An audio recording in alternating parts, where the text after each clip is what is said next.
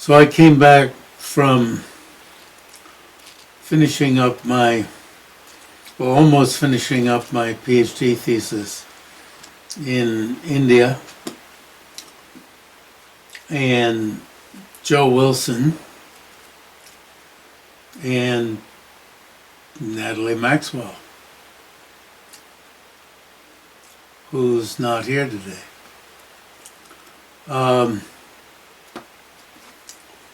Joe Wilson and Natalie were in the PhD program at Wisconsin, and they asked me to talk a little, and Joe recorded what I talked about and did the transcripts with some editing, and then I went through and did some more editing and translated the passages in Jang-kya Röl-pay-dor-jay's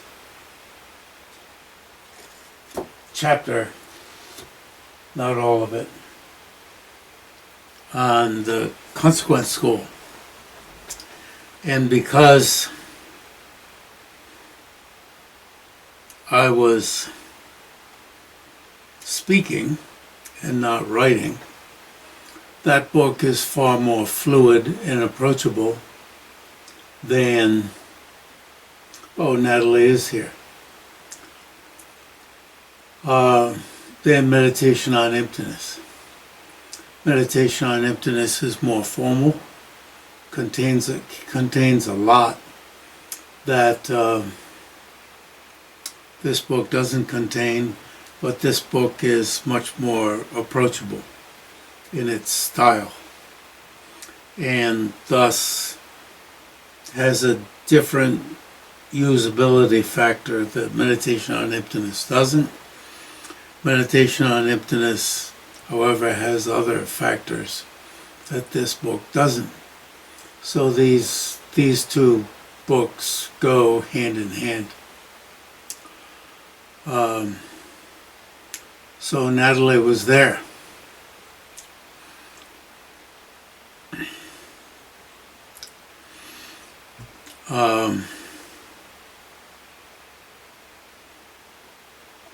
In Joe Wilson's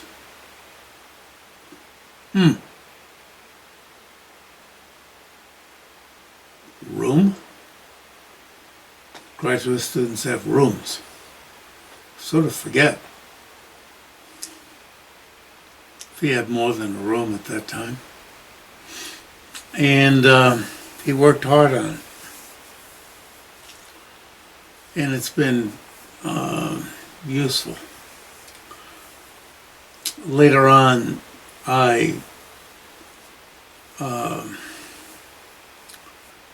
used a distillation of Jang-kya Röl-pay-dor-jay, his long biography, a distillation of it by Kedzun Sambo, the Nyingma Lama Kedzun Sambo, and further explanation, an explanation by Geshe Tupten Kyaso from Gomang, and something else.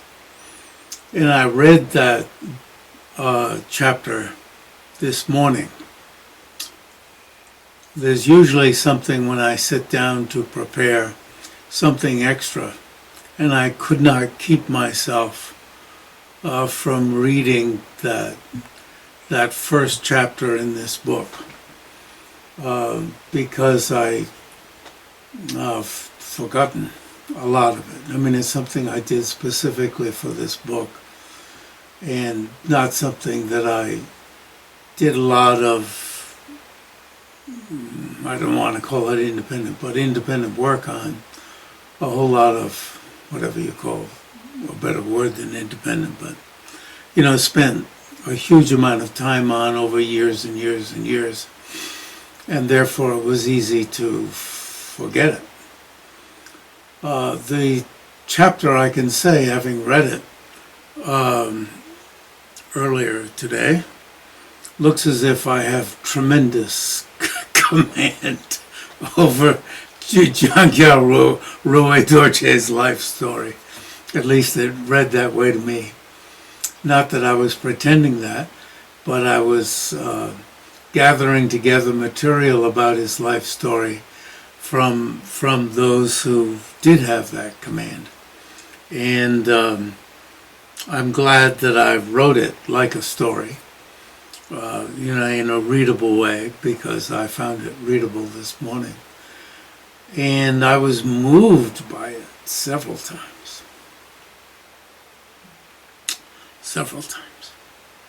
Just the amount that he went through in his life. He was of Mongolian stock, and I used Gene Smith's word, Tibetanized Mongolian.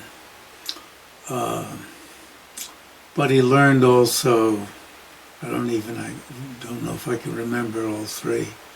But anyway, Manchu, something else in addition to his Mongolian, and but his life story is just amazing.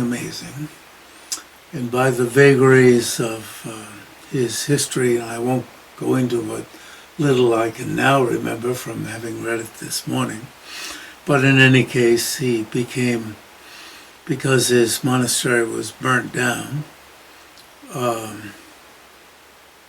in reprisal, deliberately burnt down, and he ended up in Beijing and ended up in a classroom where I believe there's somebody fourth in line to become emperor, and that his fellow student did become emperor anyway, and they became buddies. And what was I leading into? Yes, that Qianlong emperor. I have his upstairs, not over the Buddha. My bed is not over the Buddha, but it's over that section.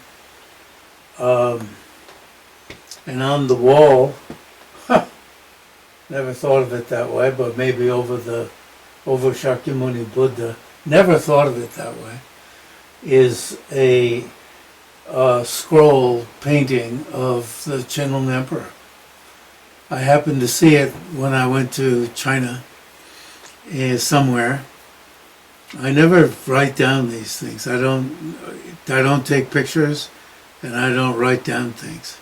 Like where I picked this up is a scroll painting on that same wall between the two windows. So maybe it's more or less between the two Shakyamunis, about like so, of the Qianlong Emperor.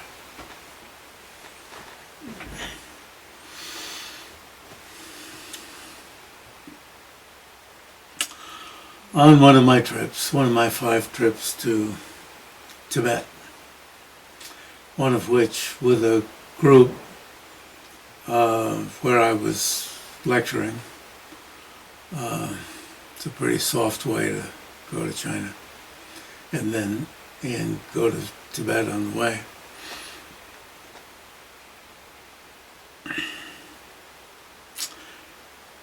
Anyway, and his accomplishments are just so tremendous. And I was wondering why I'm brought to tears and what the process is. And it's because I imagine the people that he's serving. I imagine the people who are touched by what he's doing. I imagine how they are experiencing him. And that moves me.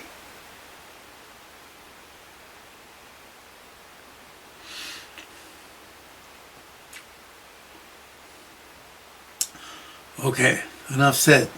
You can read that chapter. Do you have Emptiness Yoga in your library? Yes.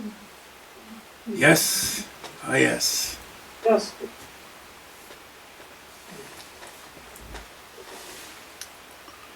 You can read that chapter and look up this section. I have this section included here is the translation is updated as indicated in the notes. So I claim to be a little bit better, but good enough as it was, I'll say. Now,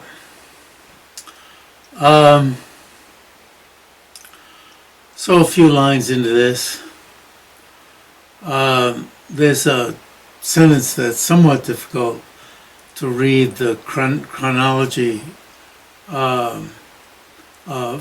So, Jang-kya Röl-pay-dor-jay, it says here, maybe 5 or 6 lines down, I'm reading the word version. Jang-kya in old age helped to find him as the reincarnation of the second Jang-kya. So that must mean that Jang-kya Röl-pay-dor-jay was the third Jang-kya, which made me recall that when recently in Moon God in South India in December, I forget if we were there for 3 weeks. I don't know if that meant we arrived in November. Jang-kya, the current Jang-kya, showed up and stole my ride. You know, Gomang sent me a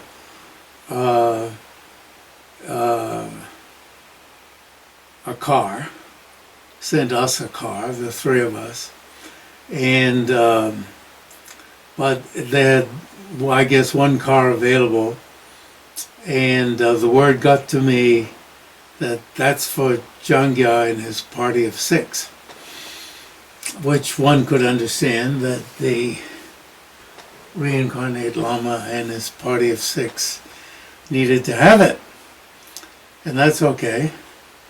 And Loseling had a bunch of cars, which we eventually took one of them, and while eventually Gomang was sending me, I guess, the car that had been swept away by Jang-kya. And then while we were eating dinner,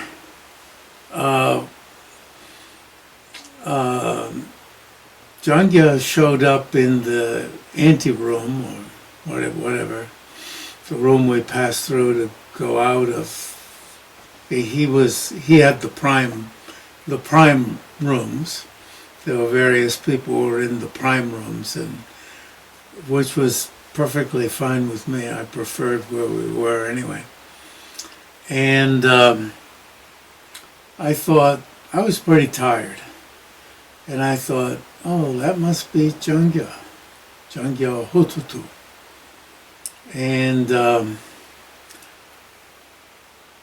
And he was sort of milling about out there.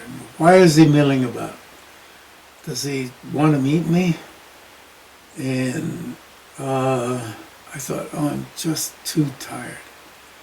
And he was wearing a suit, which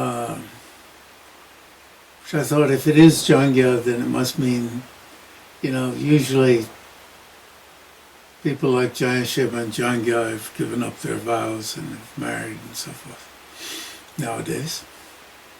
And I thought, well, I'm just too tired and I'm not going to stretch it. And that's it. And I was a little bit regretting today that I hadn't dragged myself up and gotten more tired by going out and into the anteroom and meeting him. There's a half glass wall. Anyway, if it was, it was. And by the way, Don Lopez has finished his translation of the entire presentation of tenets. It's quite a thick book. And Jang-kya Röl-pay-dor-jay, you see, had access to Jang-kya's huge presentation of tenets that is, I can say, because I've put a bit of time into it, difficult to read, and contains a lot of minutia, such that the Khalkha Mongolian scholar spent a lot of time writing separate annotations to help to unravel Jang-kya's text and also make many textual emendations and also make some comparison to Losaling Benchen Sonotakwa's textbooks that sometimes Ngao prefers Losaling's point of view to Jang-kya's, which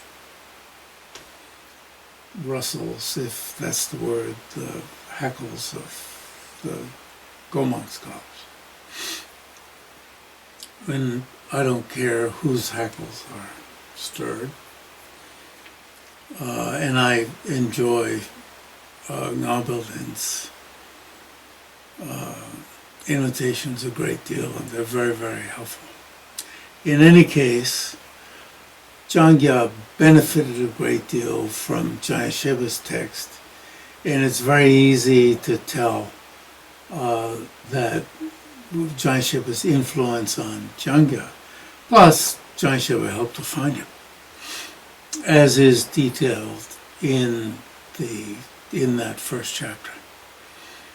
And it gave Jang-kya the freedom to mold his presentation of tenets in a very different way. The presentation being much more fluid, much more readable. Plus, he was writing in Beijing and writing to a different audience. And so his text is much clearer. And plus also, Jang-kya had a fondness by way of his teachers, but not just by way of his teachers, by way of inclinations developed from his reading of Jason Churki-Gensen's books that he had, as the first chapter tells, made available in, I don't know if it's just Beijing or in other places also. So whether Jang-kya's more Gomang or more Serache, I always felt perhaps, I came away thinking a bit more Serache, but who cares? Really marvelous book of tenets. As I remember, although I didn't see it in that first chapter, he wrote the chapter on the mind-only school first. He's in Beijing. There's a lot of mind-only in China, and so it made a lot of sense to write about mind-only first. And of course, having fluid knowledge of all four schools of tenets, he could begin wherever he liked. He didn't need to begin with the lesser vehicle or any other school. Anyway, so in that sentence, Jang-kya in old age helped to find Jang-kya as the reincarnation of the second Jang-kya, who was called Ngao Losang Choden. Now, Ngao Losang Choden had tutored Jang-kya. So if you turn it around in temporal order, the second Jang-kya tutored Jayasheva. Jayasheva, when he grew old, helped to find Jang-kya. So, Jang-kya, calling his text a clear exposition of the presentations of tenets, had good reason to call his text clear. Maybe a little bit of a dig, but dig at Jayasheva, but I don't know about dig, but not a dig, saying how it differs. And titles in Tibetan texts are the back flaps of, so to speak, our books. The back flaps make all sorts of claims. And so here you get clear and exposition of presentation of tenets is the topics. No, I mean that's the back flap, in our, the inflated, blowing of the horns, and you want to get some people who will, or the publisher at least wants to get some people who are going to say this is the greatest of all the books on tenets. The subduer's teaching, subduer is Shakyamuni. People often translate that as sage, the sage's teaching.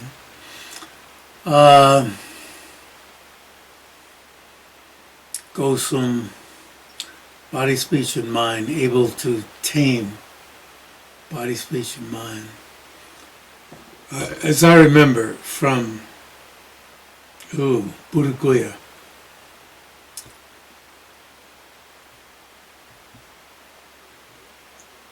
subduer, that's what a sage is, somebody who can tame their own body, speech, and mind. And the Meru, the mountain that's at the center of the world system. And is there some ornament way up at the top? Is this, I don't know why, I'm not going to make up anything. I don't know if this is referring to some famous ornament or is an ornament, anyway. Sometimes drawing on Jayasheva's text, but often seeking to clarify and make more accessible many, I would add, central issues, as well as to indicate his own stances. He certainly is not sheepishly, I don't know, do Tibetans, where do we think of, where does the word sheepishly come from? But anyway, meekly bowing to Jayasheva by any means. Although his etymology coming up below on Praticca Samutpada is built off of Jayasheva's far vaster presentation.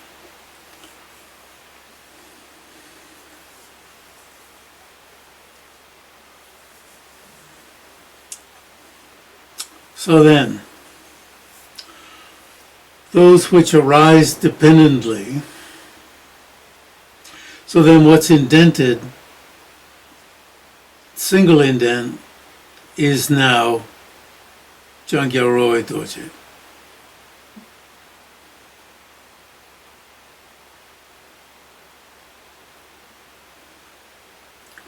So he's seeing in Buddhas the questions of Sagaramati, He's seeing that dependent arising is the sign of the absence, the quiescence. Quiescence doesn't mean that it was noisy of inherent existence before, because inherent existence never existed. Now one could object that the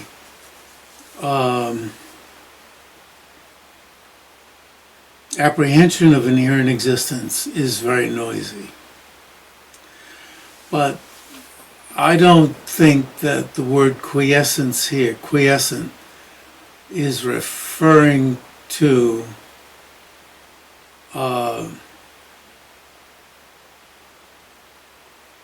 the quieting down of the apprehension of inherent existence. Quiescent here means absence.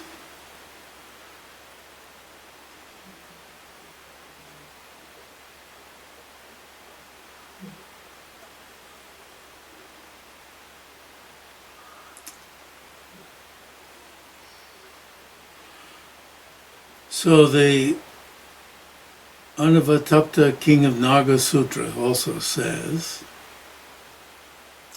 those which are produced from conditions are not produced. And then, as Jang-kya says, the second line qualifies what not produced means. They have no inherent nature of production.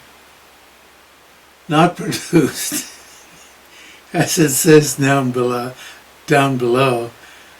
that would be crazy talk.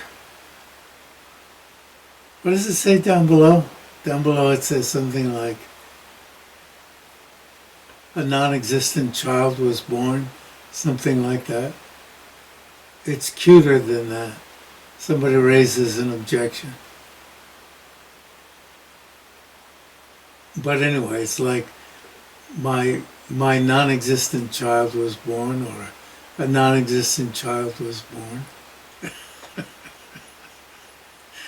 But the Perfection of Wisdom Sutras kind of reads like that, don't they?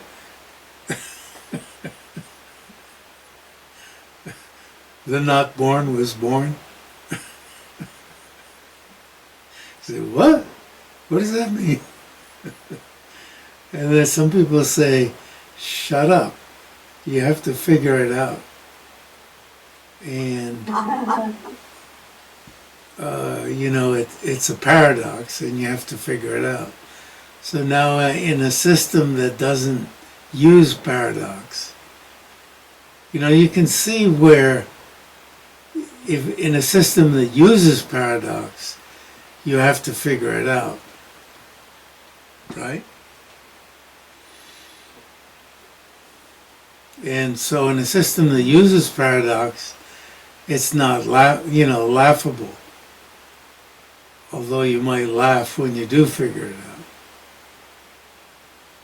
But in a system that doesn't use paradox, therefore, those that rely on conditions are said to be empty.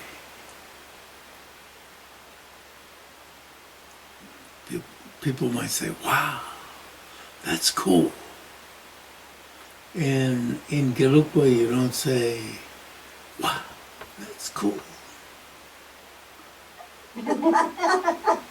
You say, we've got to figure that out. But then if you're satisfied with words empty of inherent existence, oh yeah, I've heard that before. Let's go on to the next topic, or let's have a chocolate popsicle. Ah. Wow. What's on TV tonight? I hear there's a new Netflix show that says things like this. Person who knows the emptiness of inherent existence, so the note probably says where these fill-ins come, are conscientious, overcoming the unpeacefulness of the afflictive emotions. wow, and that throws you back. Oh, there's something to figure out, right? The afflictive emotions are going to be calmed down by penetrating what the absence of inherent existence means.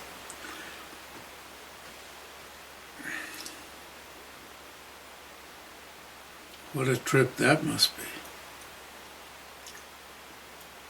Sorry to make fun of ourselves, myself. Okay. So there's a reference now to the Descent into Sri Lanka Sutra.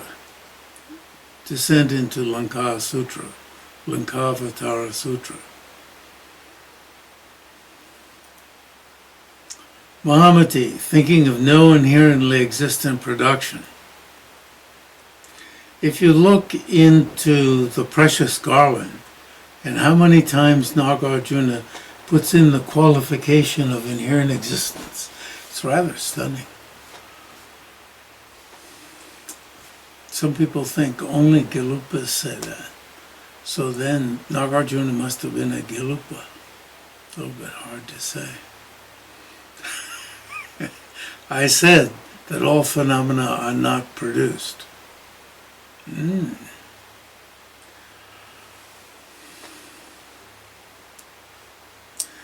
So the subjects that are the substrata of what?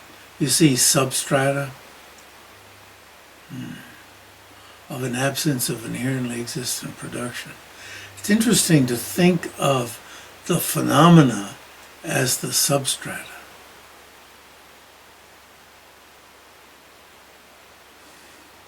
You see, in one way, emptiness is a basis, and it provides for the possibility of phenomena. But in another way, the phenomena are the substrata of emptiness. You know, you look at it this way, and emptiness is what allows for cause and effect. And in another way, the phenomena of cause and effect have the quality of emptiness.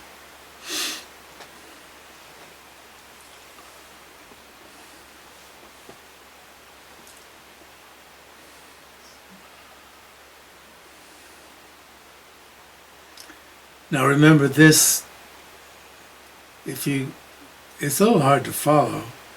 This is not at the margin. This is Jang-kya. The statement in the third line, so it's not Hopkins.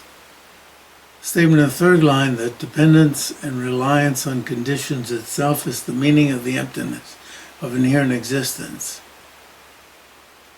indicates that the emptiness of inherent existence is the meaning of dependent arising, but not an absence of the capacity to perform functions, which would be a negation of mere production.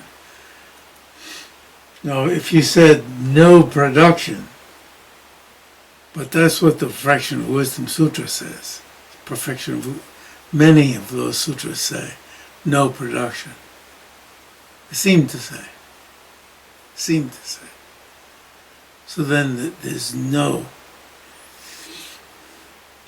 sentient beings.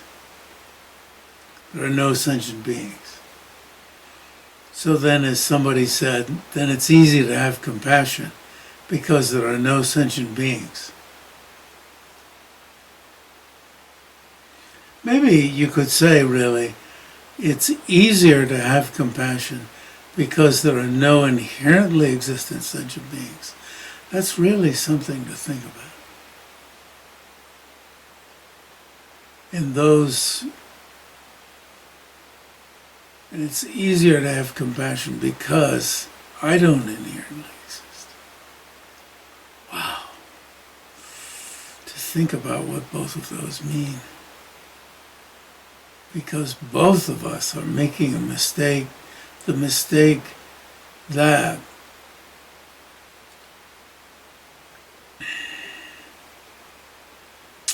we're not findable. If you think of having compassion within, neither self nor other being found within, not finding with oneself within, searching to find oneself and others within ultimate analysis, within the sevenfold analysis, and seeing oneself and others as like illusions.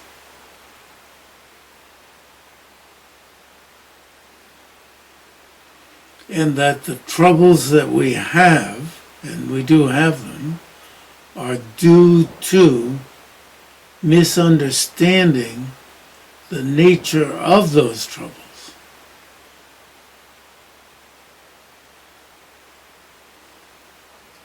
This is the kind of view that one has when one sees dependent arising as like an illusion, appearing to truly exist, appearing to exist from its own side, but not existing from its own side, and yet existing.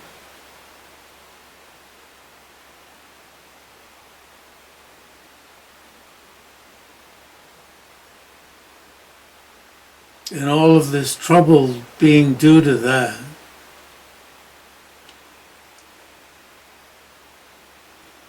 What was Keizen Sambo's statement? And it was something like all of this huge, massive mistake being due to this single problem.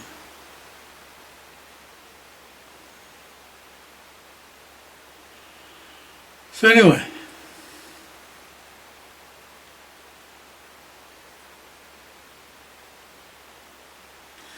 so this wonderful statement, the glorious protector, the superior Nagarjuna, superior how?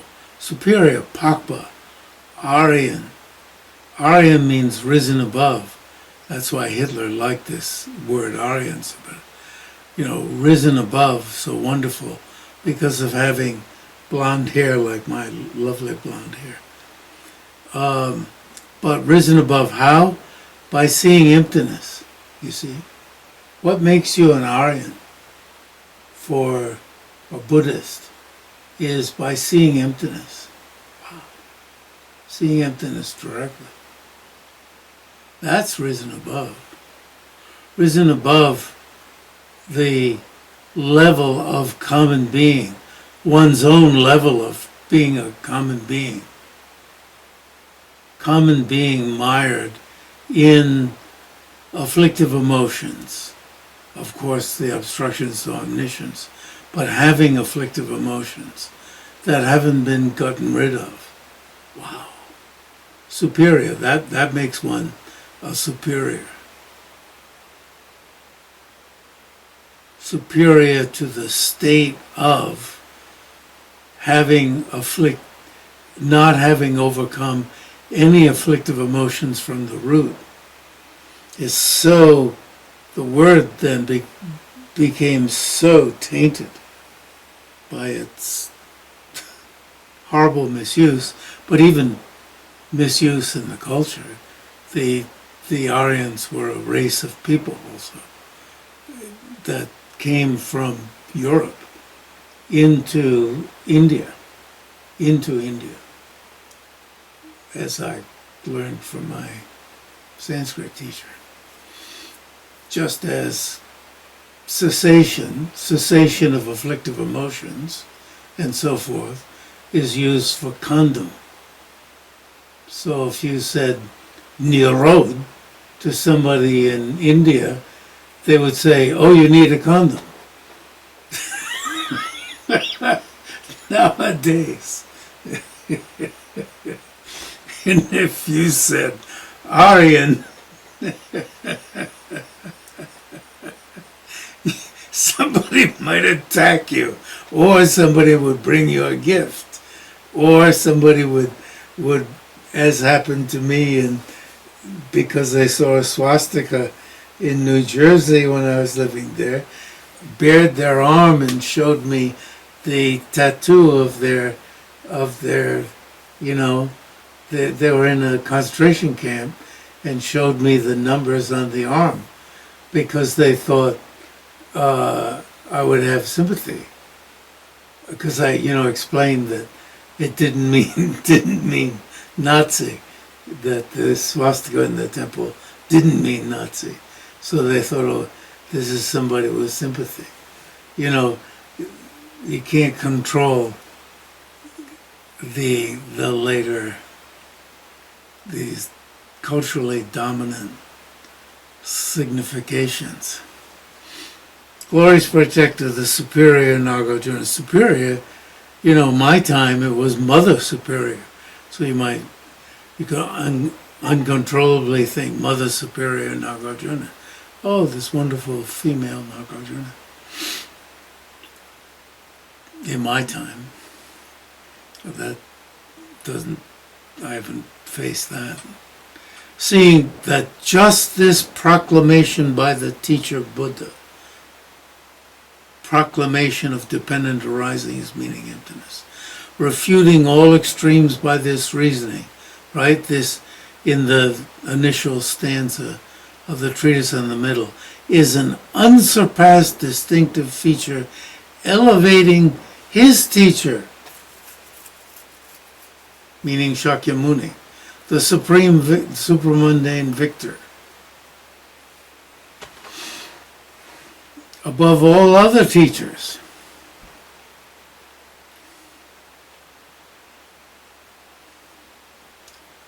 Now, Nagarjuna was mentally captivated by this. Like, wow, this is really great. Now, his mind was captivated by this. And in his fundamental treatise on the middle called Wisdom, the treatise in the middle is called Pragya, shut up, wisdom. So in that text, and in his 60 Sands of Reasoning, and in his collections of praise, I'm starting to shout, aren't I? And so forth, praises the supramundane victor from the viewpoint of just this discourse on dependent arising. As Ngan Langden, he was always, in that room, his picture was up on the wall, and I used to point to him like this. He sat back he usually was sitting on his bed, very straight, teaching. And one day I went in his room, and he was sitting in the easy chair, from which he didn't teach. And it was a chair unlike my computer gaming chair, which I like because when I do sit back, I sit back very straight. And he was leaning back and a little bit, his ass a little bit forward. And he said, when you set aside all the bluster, things, it really is that things are dependent arising, intimate, of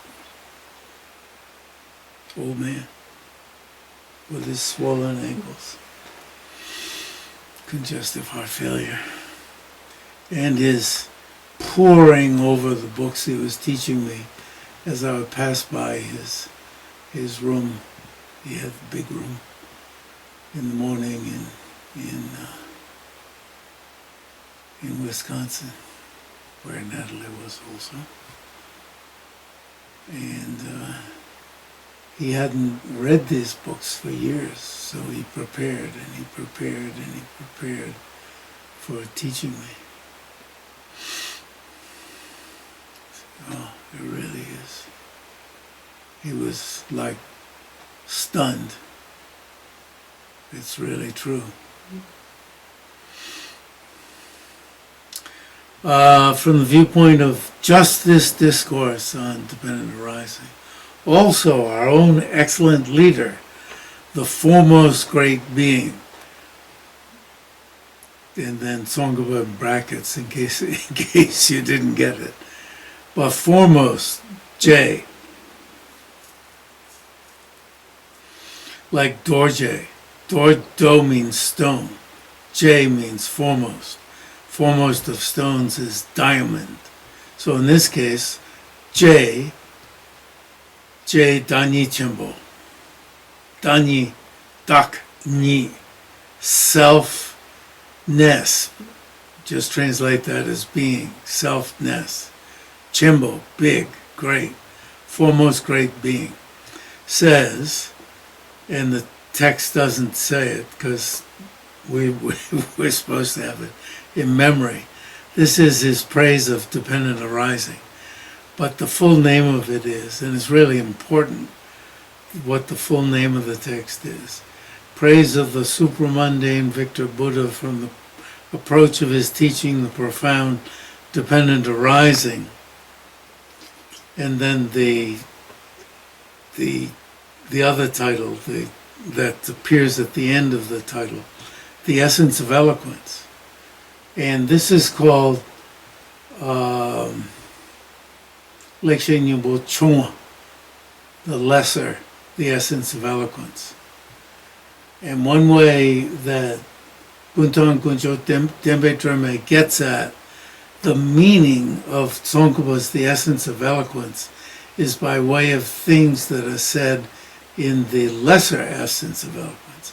I believe it's in the near the end of the lesser eloquence of essence of eloquence that Tsongkhapa says that emptiness is the essence of all of Sutra and Tantra.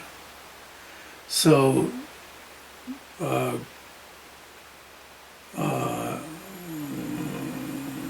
Guntang Kunjo Tembe Drame takes that meaning over to the greater essence of eloquence. Homage to the victor who perceived and gave instruction on dependent arising, which through perceiving and setting forth, he has unsurpassed wisdom and is the unsurpassed teaching.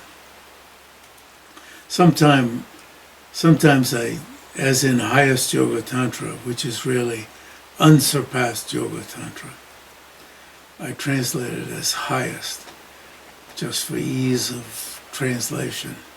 But really, highest Yoga Tantra is unsurpassed Yoga Tantra.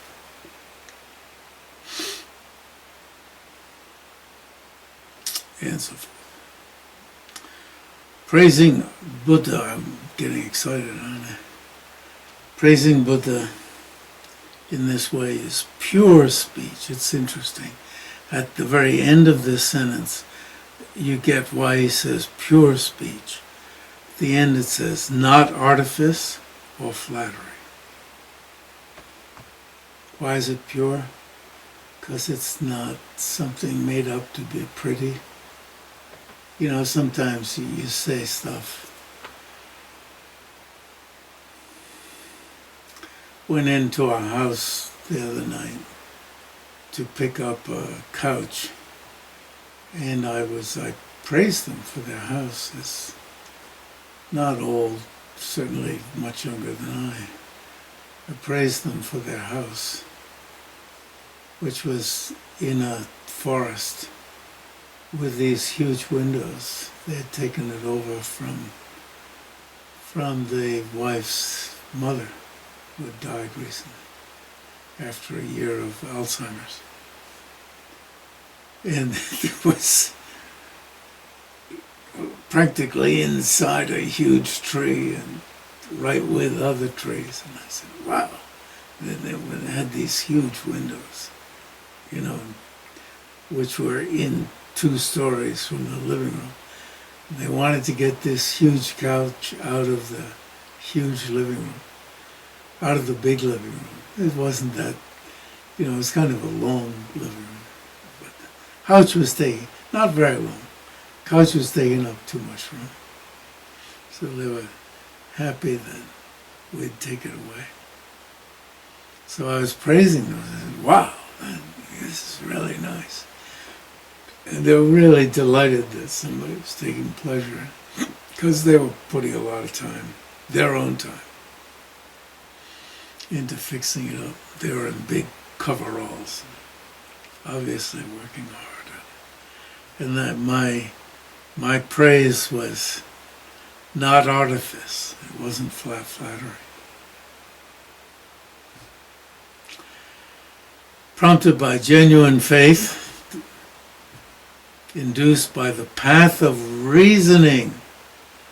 There's plenty of reasons for praising Buddha for teaching dependent arising. Now,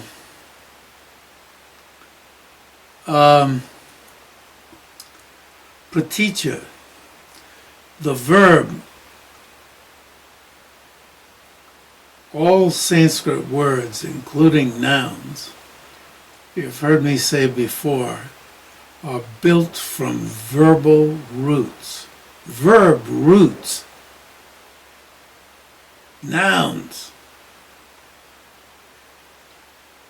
Even nouns. The verbal root in this case, praticca, the long I in praticca, is the verbal root E, which we did come upon back a couple decades ago when we were looking into the chapter on going and coming. We came upon E as the verbal root of going. I forget I wanted to have the time to look in to see what the word was.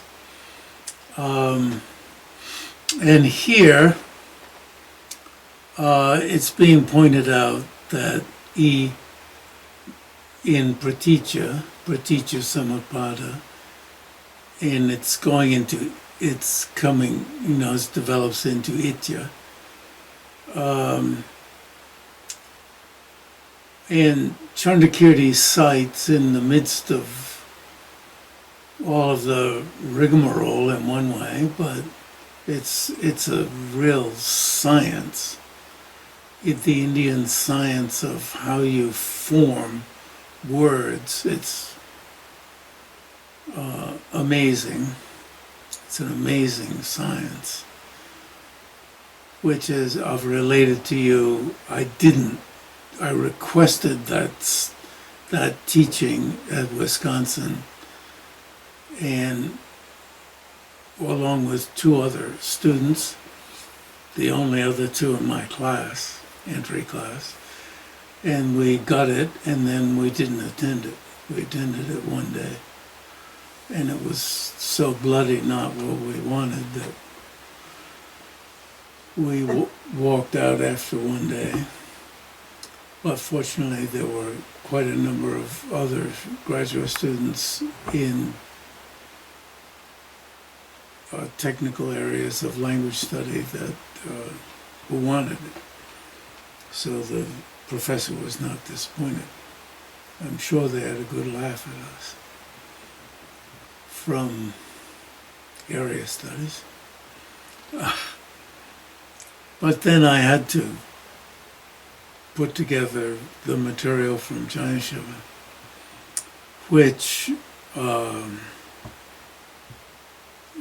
Jang-kya is copying in his own way. So Chandrakirti makes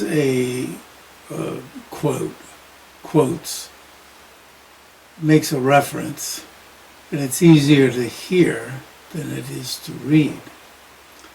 When the Ganga, the Ganges, but Ganga, which is very sweet, and for those of us who have been to Benares to think that the Ganga is sweet when it's so awfully dirty in Benares. But anyway, if you go to its headwaters, it undoubtedly is very sweet. When it gets down to the ocean and meets with salt water, the sweet waters of the Ganga become salty, right? Because of what it's put next to or together with. So Chandrakirti makes the point that when the E of Pratitya, but the E that it starts with, meets up with the Prati before it, it no longer means go. And I hope that'll help you to understand what Chandrakirti is saying when you read that section. And I won't go over this with you. You've already seen it in Jaya Shiva.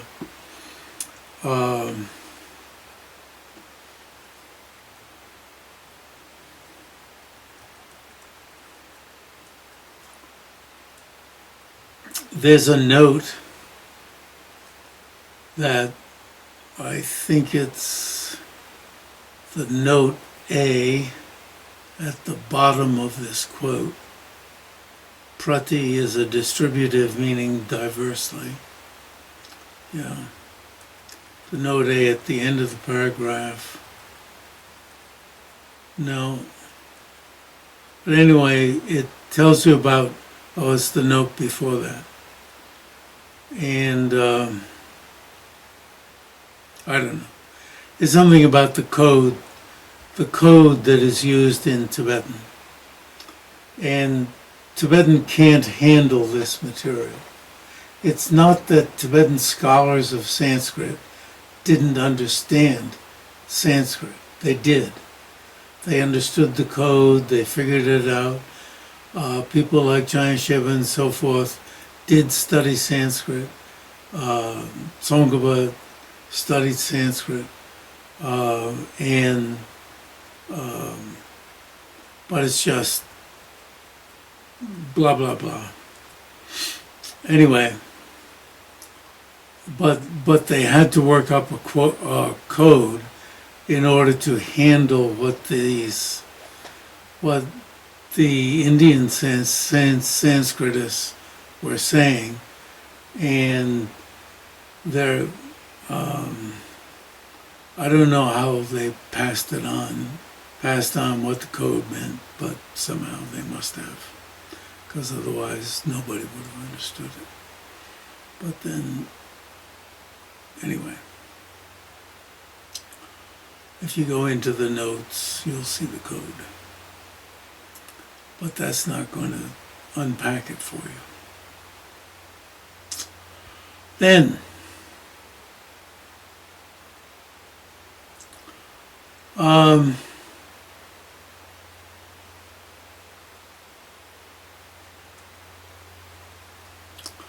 I suggest